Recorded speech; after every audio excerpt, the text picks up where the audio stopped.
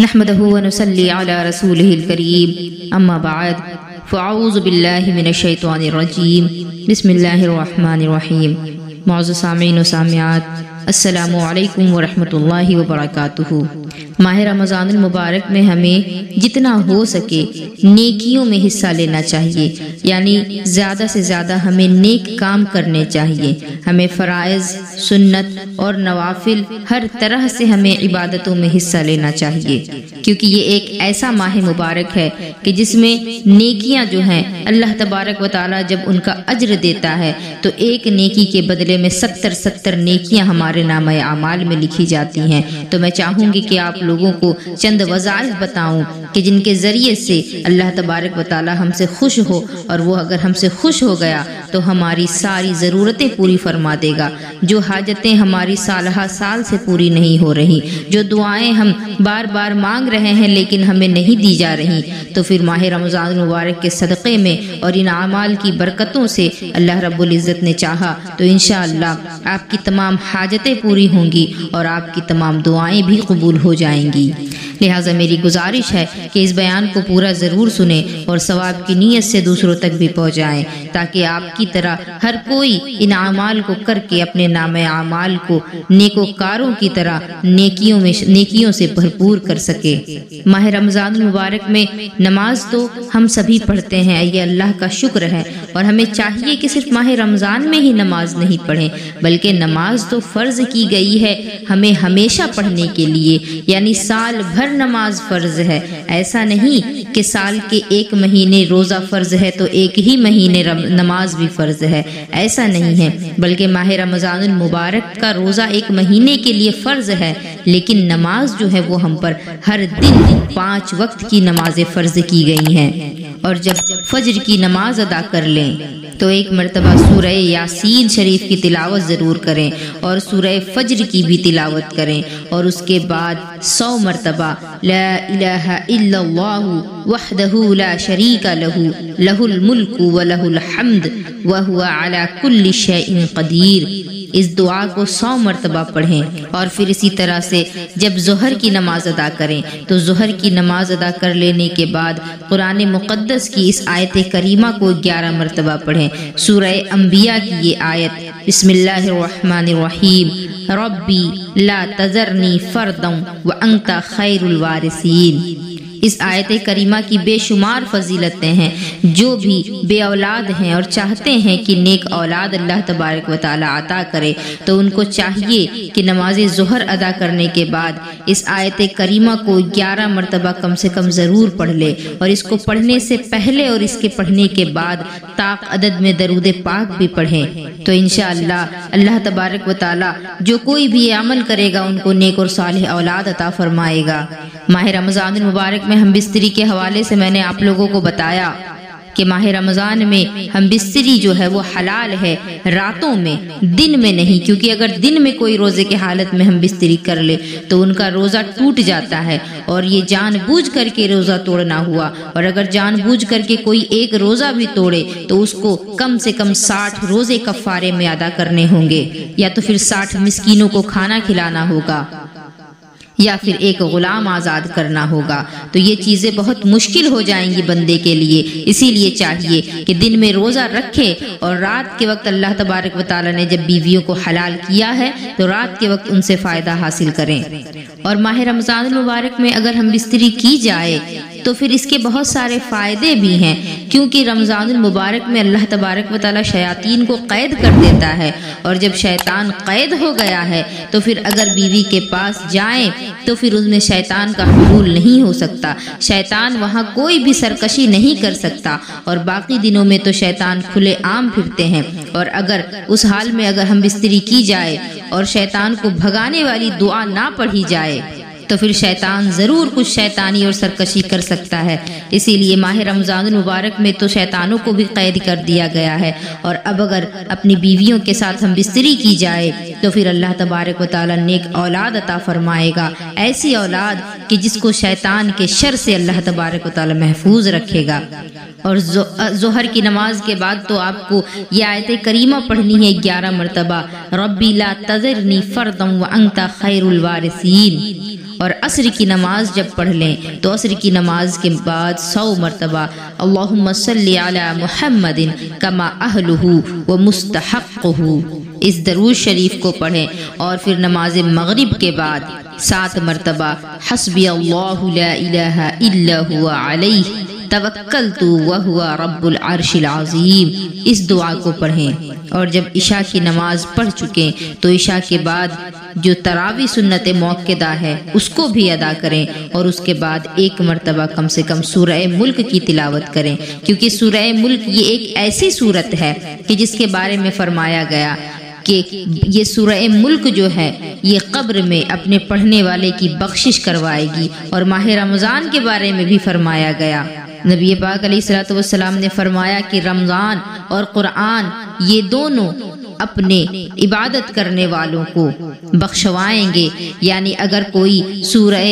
ملک کی تلاوت روزانہ کرے رات کے وقت عشاء کے بعد تو پھر سورہ ملک جو ہے اس میں 30 آیتیں ہیں، اور یہ مہینے میں بھی 30 دن ہوتے ہیں، اور جس طرح سے ماہ رمضان مبارک کے روزے فرض ہوئے تو 1 مہینے کے لیے فرض ہوئے، اور مہینے میں دن 30 ہوتے ہیں اور 29 کے بھی ہوتے ہیں، لیکن اللہ تبارک و تعالی کا یہ احسان ہے کہ ہمارے نبی نے فرمایا کہ روزے اگر 29 بھی ہوں تو بھی اللہ تعالیٰ ثواب 30 کا عطا فرماتا ہے۔ تو سورہ ملک کی 30 آیتیں اور ماہ رمضان مبارک کے 30 روزے، گویا کہ جو کوئی بھی ان پر عمل کرے گا تو پھر یہ دونوں اس کے لیے قبر میں ڈھال بن جائیں گے، اور اللہ تبارک و تعالیٰ سے ان کی بخشش کے لیے دعا کریں گے۔ اور ماہ رمضان مبارک میں 2 وقت ایسے ہیں کہ جن میں دعائیں قبول ہوتی ہیں، دعائیں رد نہیں ہوتی۔ ویسے تو ماہ رمضان پورا کا پورا ہی دعاؤں کی مقبولیت کے لیے ہے، لیکن 2 وقت ایسے ہیں جو کہ دعاؤں کی مقبولیت کے لیے خاص مانے جاتے ہیں۔ ایک تو افطار کا وقت اور دوسرا سحری کا وقت، یہ دونوں ایسے اوقات ہیں کہ جن کے بارے میں بتایا گیا کہ ان اوقات میں اگر بندہ اپنے رب سے خشوع اور خضوع کے ساتھ، حضور قلبی کے ساتھ دعا کرتا ہے تو اللہ تبارک و تعالیٰ اس کی ساری دعائیں قبول فرماتا ہے۔ اور یہ سحری اور افطاری یہ تو بظاہر ہمیں تسکین دینے کے لیے ہے، ہماری بھوک اور پیاس کو مٹانے کے لیے ہے، لیکن اگر ہم یہ بھی کرتے ہیں تو پھر ہمیں اس میں بھی عبادت کا ثواب ملتا ہے۔ گویا کہ سحری کرنا بھی عبادت ہے، افطاری کرنا بھی عبادت ہے۔ ماہ رمضان المبارک کے روزے رکھنے والے کے لیے تو یہ تک کہا گیا کہ روزے دار کے لیے سونا بھی عبادت ہے۔ اگر روزے دار ہے اور تھک گیا ہے اور چاہتا ہے کہ کچھ دیر آرام کر لے تو آرام کرنے سے تو بظاہر اس کو جسمانی سکون ملے گا، لیکن اس کے نامہ اعمال میں اس وقت بھی نیکیاں لکھی جائیں گی جبکہ وہ سو رہا ہوگا۔ میں یہاں ایک اور بات آپ لوگوں کو بتانا چاہوں گی کہ کچھ لوگ ہوتے ہیں جو سستی اور کاہلی کی وجہ سے یہ چاہتے ہیں کہ بغیر سحری کیے ہی ہم روزہ رکھ لیں، تو ان لوگوں کو میں بتانا چاہوں گی کہ میرے اور آپ کے پیارے آقا حضور علیہ الصلوۃ والسلام نے فرمایا ہے کہ سحری کیا کرو، کیونکہ سحری جو ہے یہ تم میں اور یہودیوں میں فرق کو واضح کر دیتا ہے۔ جب ماہ رمضان المبارک کے روزے فرض ہوئے تو یہودی بھی جو تھے وہ روزہ رکھا کرتے تھے، لیکن ان میں اور مسلمانوں میں فرق یہ ہوا کہ یہودی جو تھے کہ وہ روزہ تو رکھتے تھے لیکن سحری کا ان میں کوئی تصور نہیں تھا، وہ سحری نہیں کیا کرتے۔ تو ہمارے اور آپ کے پیارے آقا حضور تاجدار مدینہ صلی اللہ تعالی علیہ وسلم نے فرمایا کہ تم سحری کیا کرو، کیونکہ سحری کرنے سے ہم میں اور یہودیوں میں فرق واضح ہو جائے گا، اور کوئی بھی ایسا کام نہ کرو کہ جو غیروں سے تشبیہ دیتا ہو۔ اور سحری کرنا یہ بھی ایک عبادت ہے۔ تو وہ لوگ جو کاہلی کی وجہ سے یہ سوچتے ہیں کہ سحری نہیں کریں گے، روزہ ویسے ہی رکھ لیں گے، ہم تو بھوک اور پیاس برداشت کرنے کے عادی ہیں، تو میں ان کو بتا دوں کہ سحری کرنا یہ بذات خود ایک عبادت ہے کہ بندہ اپنی نیند کو توڑ کر کے اٹھ رہا ہے اور اللہ کے حکم پر اٹھ کر کے اللہ کی رضا جوئی کے لیے وہ کھا بھی رہا ہے، تو کھانے میں بھی اس کو ثواب ملتا ہے۔ نماز پڑھنے میں تو ثواب ہے ہی کہ تہجد کے لیے بندہ اگر اٹھے، اپنی پیاری نیند کو توڑ کر کے اٹھ کر کے اللہ کے حضور سجدے کرے تو اس کو اللہ تبارک و تعالی بلند مقام و مرتبہ عطا فرماتا ہے۔ لیکن اگر بندہ کھانے کے لیے بھی اٹھ رہا ہے تو اس میں بھی اللہ تبارک و تعالی اپنے بندوں کو ثواب عظیم عطا فرماتا ہے۔ میں یہ نہیں کہتی کہ سحری کیے بغیر روزہ نہیں ہوتا، لیکن سحری کرنا یہ ہمارے نبی کی سنت ہے۔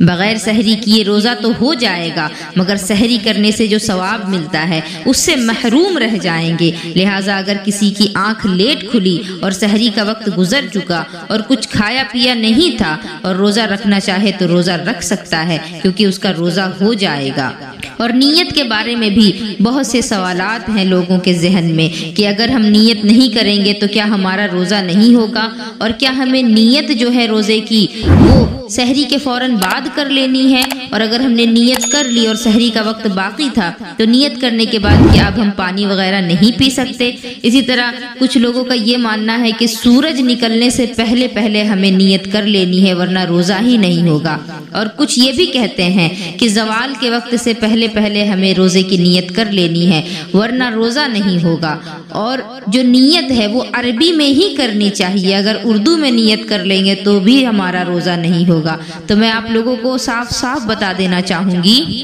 نیت کے متعلق بتایا جاتا ہے کہ اگر ماہ رمضان مبارک کے روزے قضا ہو گئے تھے اور ان کی ادا کی جا رہی ہے، یعنی رمضان کے علاوہ اگر روزے رکھ رہے ہیں اور وہ روزے جو ہیں ماہ رمضان کے قضا روزے ہیں یا پھر نفلی روزے ہیں یا پھر نذر کے روزے، یعنی کسی نے منت وغیرہ کی تھی اور اب وہ اس کی منت پوری ہو گئی اور اب وہ روزہ رکھ رہا ہے، تو ان صورتوں میں جو نیت کی جائے گی وہ زحوائے کبرا یعنی نصف النہار یعنی ٹھیک دوپہر کا جو وقت ہے اس سے پہلے پہلے کر لینی چاہیے۔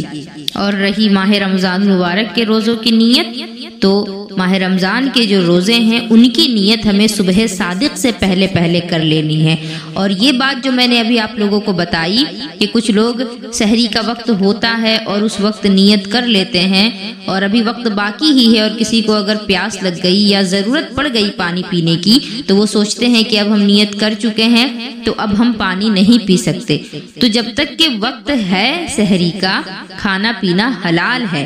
نیت جو ہے وہ صبح صادق سے پہلے کرنی ہے، یعنی سحری کا وقت ختم ہونے سے پہلے۔ اگر ہم پانی پی لیتے ہیں، کسی کو اگر ضرورت پڑ گئی، مثلا کسی کو دوائیاں لینی تھی اور دوائی لینا بھول گئے اور نیت کر لی تھی اور ابھی سحری کا وقت باقی ہے تو وہ دوائی لے لے، پانی پی لے اور پھر سے نیت کر سکتے ہیں۔ اور یہ کہ روزے کی نیت عربی میں ہی کرنی ہے، اگر اردو میں کر لے تو نیت نہیں ہوگی۔ تو دیکھیں نیت جو ہے یہ دل کے ارادے کا نام ہے، یہاں پر اگر ہم زبان سے کہتے نہیں ہیں تو بھی ہماری جو نیت ہے وہ ہو جائے گی۔ اگر دل میں ہی نیت کر لی کہ روزے ماہ رمضان کا روزہ ہے اور اس کے لیے ہم نے سحری کی ہے تو دل سے ہی نیت جو ہے وہ پوری ہو جائے گی، زبان سے اگر نہیں بھی کہا تو بھی نیت ہو جائے گی۔ اب یہاں اردو میں کہیں، عربی میں کہیں، چاہے آپ کی جو زبان ہے آپ اس زبان میں کہیں، آپ کی نیت ہو جائے گی۔ اگر زبان سے نہیں بھی کہتے اور صرف دل سے ارادہ کر لیتے ہیں تو بھی نیت ہو جائے گی، روزہ ہو جائے گا، اور لیکن زبان سے اگر کہیں گے تو یہ مستحب ہے۔ میں امید کرتی ہوں کہ اس بیان سے آپ سبھی کو فائدہ ضرور پہنچے گا۔ میری گزارش ہے کہ ثواب کی نیت سے اس بیان کو دوسروں تک بھی پہنچائیں۔ وما علینا الا البلاغ۔ السلام علیکم ورحمۃ اللہ وبرکاتہ۔